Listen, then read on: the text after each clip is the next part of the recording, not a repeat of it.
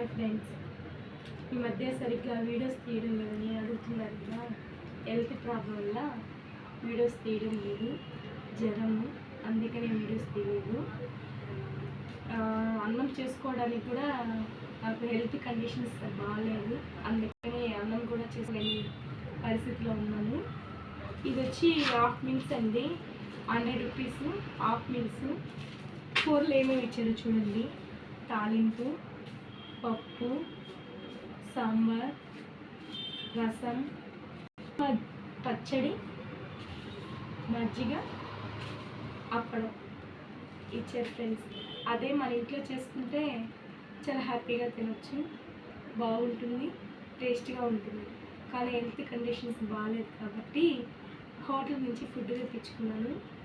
So మీరు ఎవరైనా నా హోటల్ అన్నం తినాలనుకుంటే మా ఊరు వచ్చేయండి. Okay, bye.